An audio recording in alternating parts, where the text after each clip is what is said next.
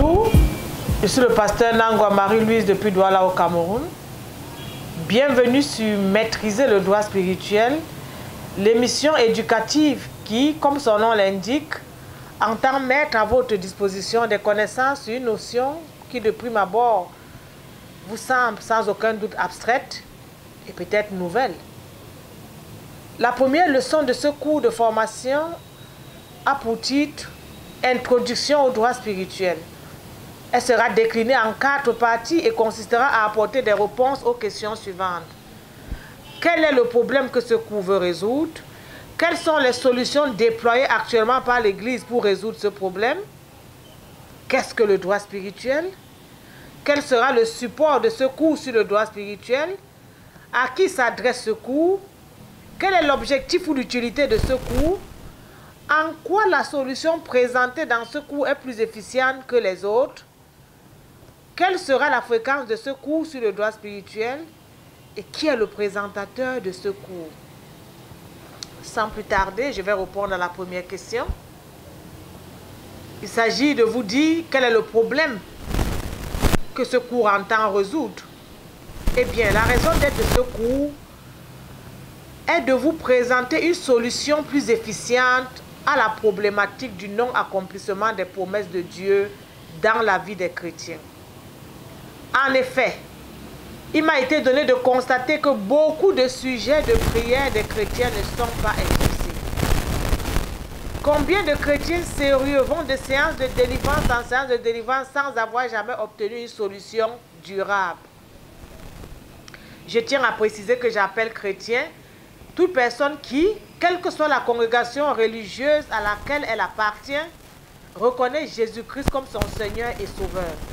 Toute personne ayant pris l'engagement de se repentir, ayant fait le vœu de vivre selon la parole de Christ et non selon le monde. Vous savez, toute personne sachant lire peut lire la Bible.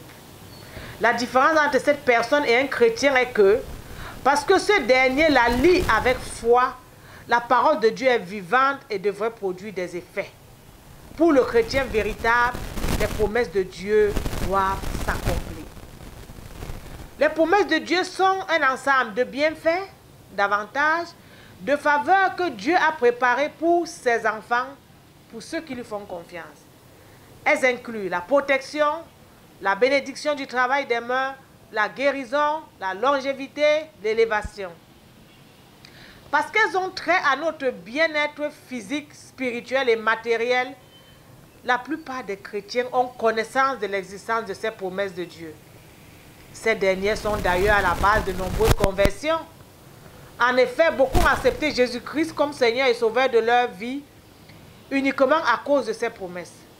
Beaucoup d'entre nous sont devenus croyants seulement parce qu'un jour un évangéliste leur a dit « Viens à Jésus et tu auras la paix. Viens à Jésus-Christ et tu auras la vie éternelle.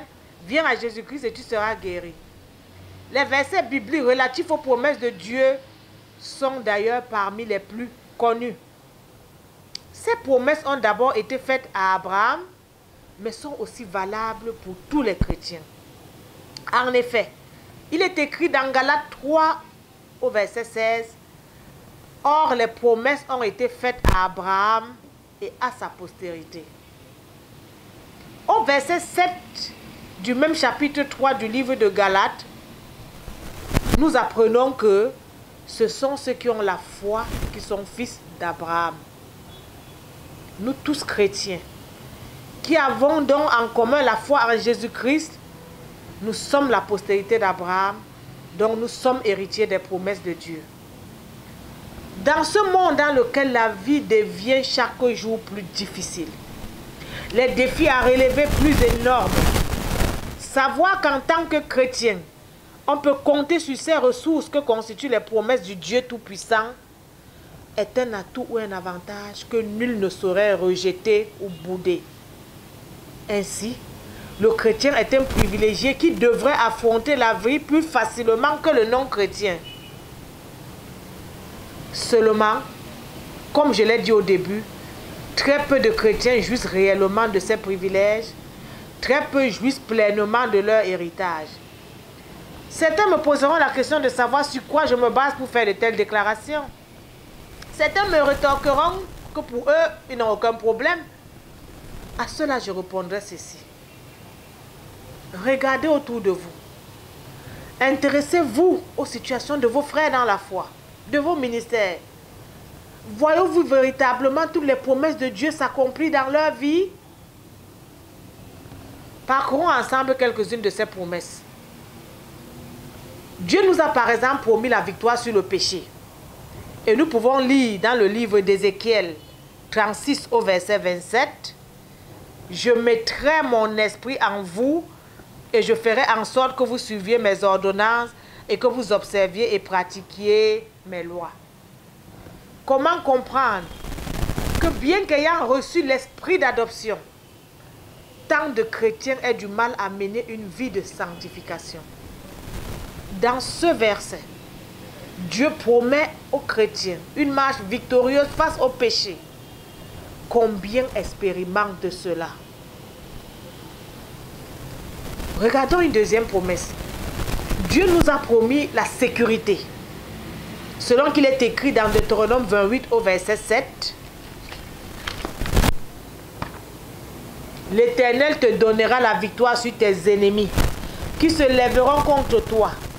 Ils sortiront contre toi par un chemin et ils s'enfuiront par 7 chemins dispersés. » On voit plutôt des chrétiens fuir leur maison sous prétexte qu'elles sont maudites ou hantées. L'Éternel a ajouté dans Nombre 23 au verset 23, « L'enchantement ne peut rien contre Israël, ni la divination contre Jacob. » Combien de chrétiens se déclarent victimes d'attaques de mauvais esprits? Combien de chrétiens d'Afrique ont peur d'aller au village parce qu'ils redoutent la sorcellerie? Combien ont peur d'approcher certains de leurs proches sous prétexte que ces derniers sont membres des sectes ésotériques? Combien de chrétiens déclarés, de serviteurs, de prêtres, d'évêques, de pasteurs, arpentent ou fréquentent les officines de marabouts ou des enchanteurs pour chercher du secours? Alors qu'il est écrit dans 1 Jean 4 au verset 4, « Celui qui est en vous est plus grand que celui qui est dans le monde. » Pendant mon adolescence, j'ai été traumatisée par un événement qui a failli affecter ma foi. En effet, il y a 31 ans, un prêtre exorciste est venu exercer son ministère de délivrance dans mon village. Il était supposé purifier ce dernier de mauvais esprits. Cette mission s'est malheureusement mal terminée, car ce jeune prêtre s'est écroulé sous le fait d'un mauvais sort lancé par un sorcier reconnu au vu et au su de tout le monde. Je me suis alors posé la question de savoir si Dieu n'était plus le Tout-Puissant. Comment le sorcier, serviteur du diable, pouvait-il prendre le dessus sur le prêtre, serviteur de Dieu? Examinons une autre promesse. Dieu nous a promis guérison et santé. Il est écrit dans Exode 23 au verset 25. « Vous servirez l'Éternel votre Dieu et il vous bénira votre pain et vos eaux. Et j'éloignerai la maladie du milieu de toi. » Il existe sur la terre des personnes jouissant d'une très bonne santé physique, des personnes dont on peut dire que la maladie se tient vraiment éloignée d'elles, n'ayant pratiquement jamais été malades alors qu'elles ne sont même pas en Christ. Au même moment, des chrétiens sincères souffrent de maladies chroniques. Au même moment, les maladies les plus graves semblent plutôt se rapprocher dangereusement de certains serviteurs de Dieu. Dieu nous a aussi promis l'élévation. Et nous pouvons lire dans Deutéronome 28 au verset 13. « L'Éternel fera de toi la tête et non la queue. Tu seras toujours en haut et tu ne seras jamais en bas. » Combien de chrétiens peuvent le témoigner? Combien peuvent témoigner d'être la tête dans leur domaine de compétences ou dans leurs entreprises? Au regard de ces quelques promesses que nous venons d'examiner ensemble, ne convenez-vous pas avec moi que cette problématique du non-accomplissement des promesses de Dieu est bien réelle? La prière étant le moyen par lequel nous réclamons à Dieu la jouissance de ses promesses. Le non-accomplissement des promesses se confond au non-exaucement des prières. Il existe en effet une corrélation entre le taux de jouissance des promesses de Dieu et le taux d'exaucement des prières des chrétiens. Ces deux taux sont anormalement bas, au point où certains en sont venus à se poser la question de savoir si Dieu serait devenu un menteur ou si ses promesses sont trompeuses. Beaucoup en sont arrivés à douter des promesses de Dieu, à considérer qu'elles ne sont peut-être plus d'actualité. Je vais maintenant répondre à la deuxième question, celle qui est de savoir si les solutions déployées actuellement par l'Église pour remédier, pour résoudre cette problématique sont efficaces. Déjà, quelles sont ces solutions? Fort heureusement, un grand nombre de chrétiens, quand bien même ils sont découragés, se souviennent du fait que la Bible déclare dans Nombre 23 au verset 19, « Dieu n'est point un homme pour mentir, ni fils d'un homme pour se repentir. Ce qu'il a dit, ne le fera-t-il pas? Ce qu'il a déclaré, ne l'exécuterait-il pas? » Convaincus en leur fort intérieur que Dieu est fidèle et ne saurait mentir, ces chrétiens se disent qu'il y a forcément une solution. Généralement, lorsqu'on veut régler un problème, on recherche et on étudie les causes probables d'échec et on essaye d'y remédier. Je vais vous présenter quelques causes de non-accomplissement des promesses auxquelles pensent les chrétiens et les solutions qu'ils mettent en œuvre pour y remédier. La première cause à laquelle pensent les chrétiens lorsqu'un des leurs n'est pas béni est le manque de sanctification. En effet, certains chrétiens pensent que lorsqu'un des leurs ne jouit pas des promesses de Dieu, c'est forcément parce qu'il vit dans le péché. Il est vrai que la Bible nous enseigne dans Isaïe 59, verset 1 à 2, que nos péchés sont un obstacle entre Dieu et nous, donc peuvent nous empêcher d'être exaucés.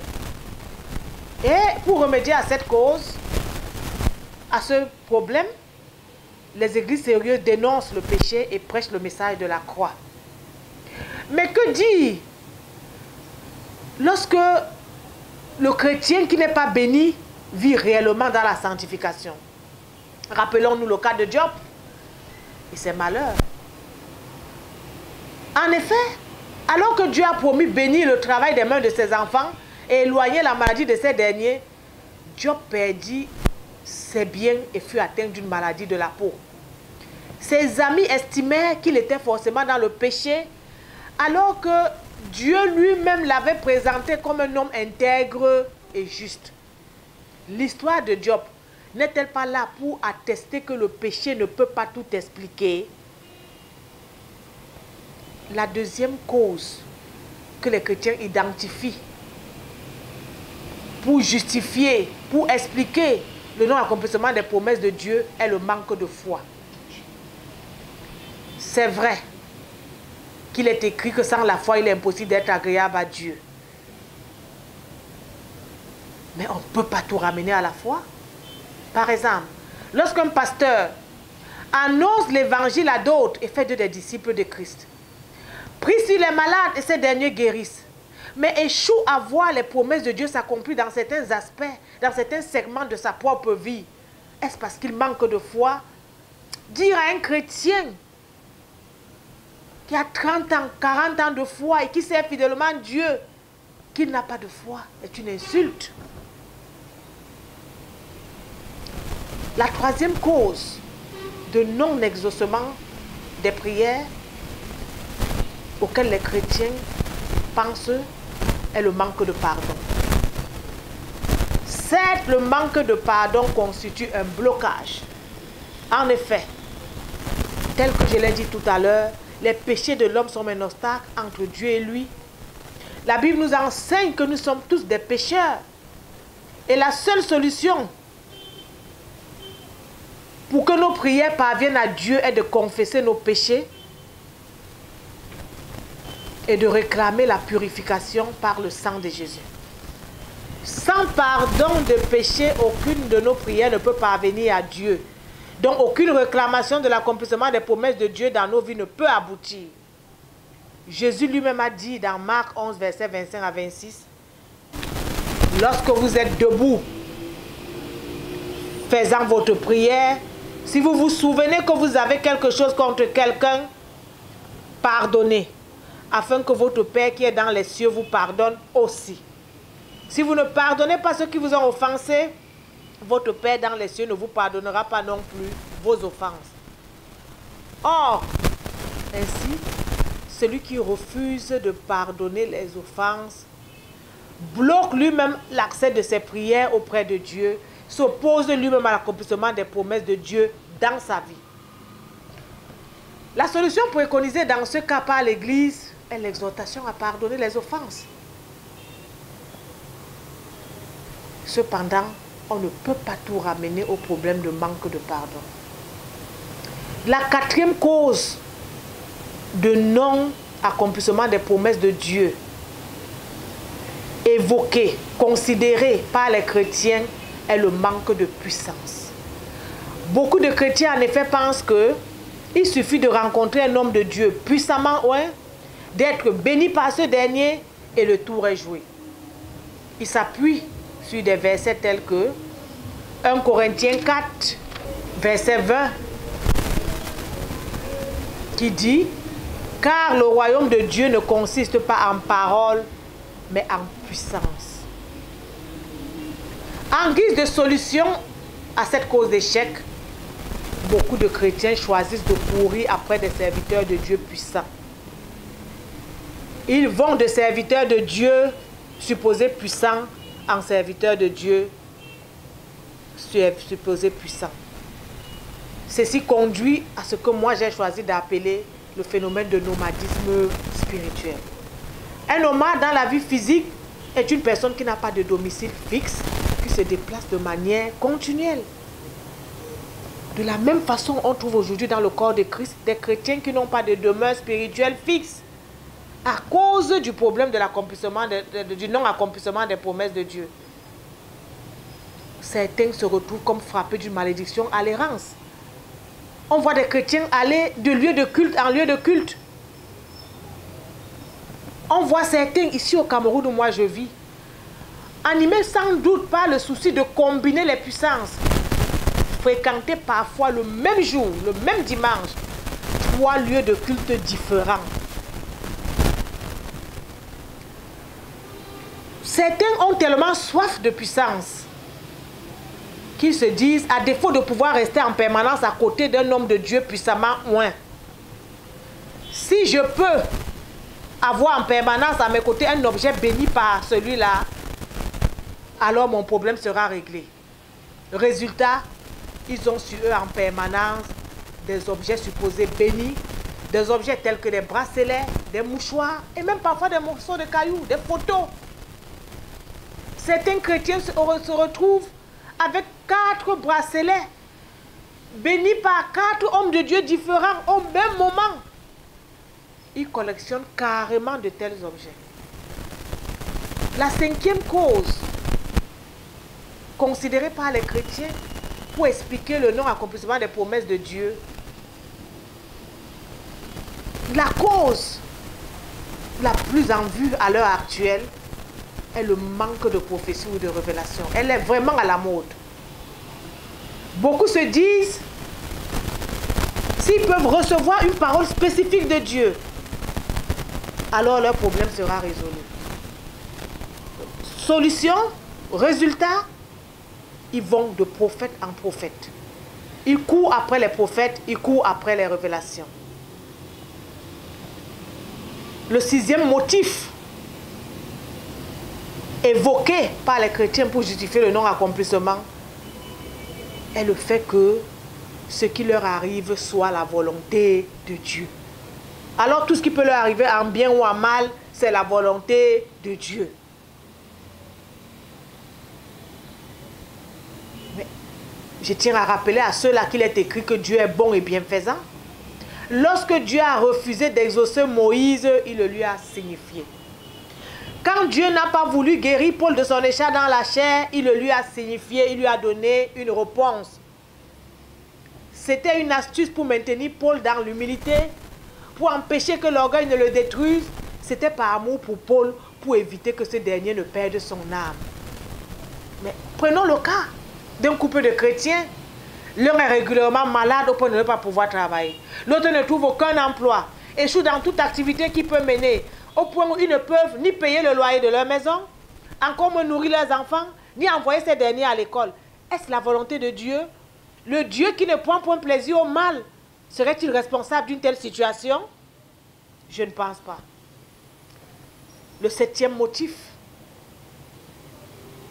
est la traversée du désert, l'épreuve. Certains expliquent leurs problèmes, tout ce qui peut leur arriver, par le fait qu'ils sont en train de traverser le désert. Certes, Dieu n'a pas changé. Et de même, il avait fait séjourner le peuple d'Israël dans le désert, les faisant traverser des conditions difficiles. De même, un chrétien peut avoir des moments difficiles. Mais cependant, les tenants de cette thèse oublient que lorsque le peuple d'Israël traversait le désert, ils avaient quand même la manne qui leur a permis de tenir. Sur leur chemin, ils ont quand même rencontré quelques oasis.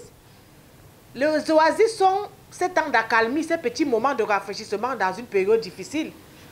Où sont les oasis de ces chrétiens? Où est la manne dans leur vie quand bien même ils seraient en train de traverser le désert? On se rend compte que les solutions actuellement utilisées par l'Église sont limitées.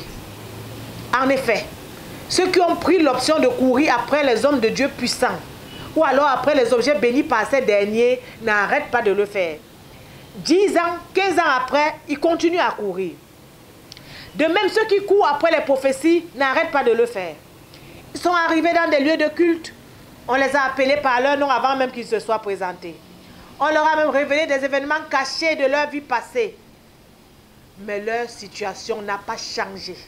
Les oppressions spirituelles ont continué. Le blocage est demeuré. Ceux qui collectionnent les objets bénis en ont tellement collectionné qu'ils ne savent même plus où les ranger. Ainsi, bien que le nombre de nomades spirituels ait augmenté, bien que le nombre de collectionneurs d'objets bénis se soit multiplié, le problème du faible taux d'accomplissement des promesses de Dieu persiste, entraînant au passage, hélas, des régressions spirituelles ou carrément l'abandon de la foi. Je tiens à faire la précision suivante. À travers l'usage des expressions telles que nomades spirituels, collectionneurs d'objets bénis, je ne cherche nullement à me moquer des chrétiens qui se livrent à de telles pratiques. J'emploie tout simplement des expressions qui, à mon avis, décrivent mieux leur comportement. Franchement, loin de moi l'idée de les critiquer non plus. Tout être humain a le droit d'aspirer au bonheur. Je comprends que dans leur détresse, certains soient amenés à expérimenter tout ce qu'on leur propose. Il est établi que les mesures déployées par le corps de Christ pour remédier à cette problématique du non-accomplissement des promesses de Dieu donnent des résultats mitigés, car ils n'améliorent pas significativement les situations des chrétiens. La raison d'être de ce cours est de présenter une solution alternative à cette problématique, efficiente et éprouvée, fondée sur la prise en compte du droit spirituel, mais malheureusement ignorée et négligée par l'Église. Abonnez-vous à cette chaîne pour ne pas manquer la suite de ce cours. À la semaine prochaine, s'il plaît à Dieu, et que Dieu vous bénisse. Merci de votre attention.